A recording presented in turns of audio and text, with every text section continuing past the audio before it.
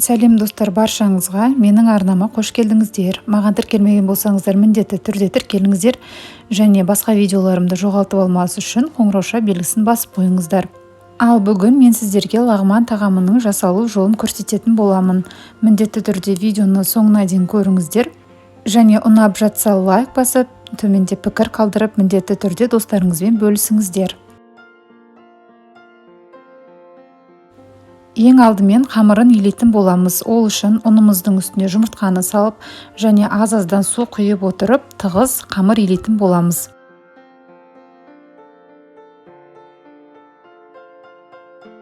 Қамырын қаттырақ қылып илесеңіздер, созылғанда жақсы созылады және пісірген кезде суда езілмейтін болады.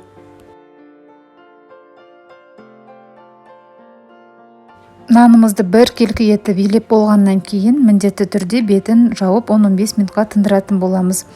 Нанымыз тынған сайын өте жақсы созылатын болып келеді.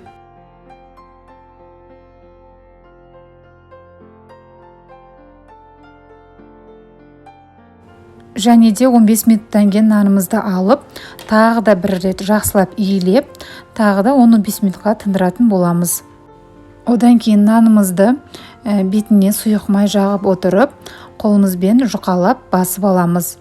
Және де ұсақ ұзынша бөліктерге бөлетін боламыз.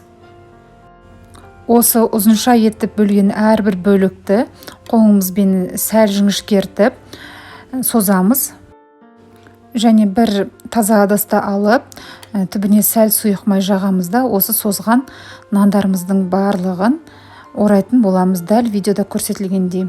Және әрбір қабатына сұйық май жағып отыруды ұмытпаймыз. Сонда қамырларымыз бір-біріне жабыспайтын болады.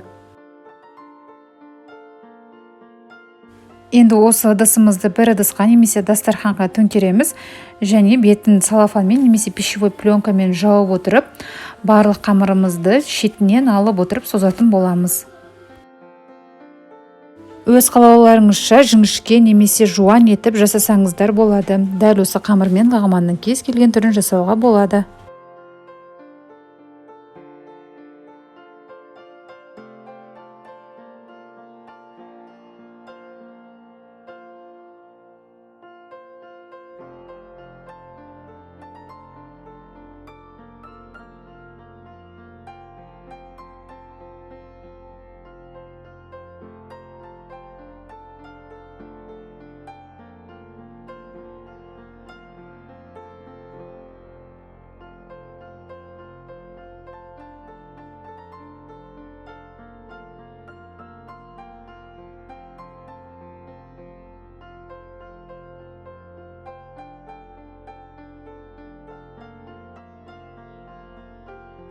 Мен қамырымды орташа жуандықта жасадым. Ол үшін нандарымның барлығын бір-бір созып, сәл 5 минуттай тындырып, одан кейін қолыма іліп алдым.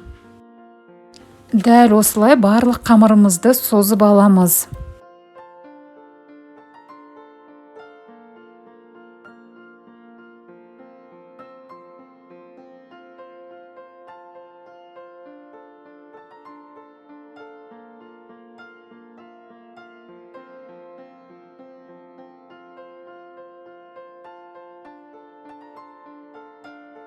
Осы уақытта міндетті түрде сіздердің суларыңыз қайнап тұруы қажет.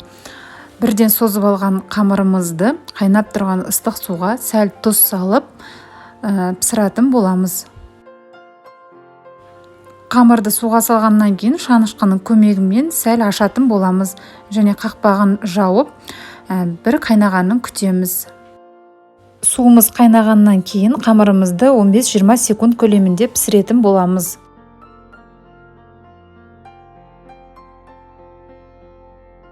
Піскен қамырымызды сүзіп алып, суық суға салсаңыздар да болады, немесе жабысып қалмас үшін сұйық май жақсаңыздар да болады. Енді лағманымыздың бетіне құятын подливка немесе салмасын дайындайтын боламыз. Ол үшін қызып тұрған майға етімізді салып, жақсылап су тартылғанша қуыратын боламыз.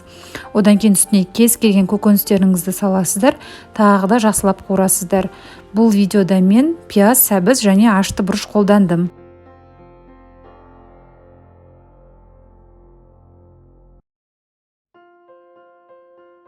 Одан кейін бетіне соя тұздығын құйып және томат пастасын салып, тағы да жақсылап қуырасыздар.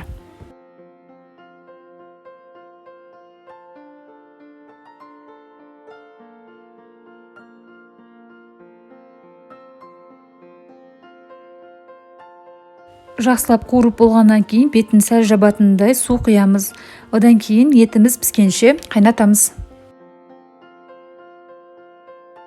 Еті пісқан уақытта картоп және пияздың көгін турап салатын боламыз.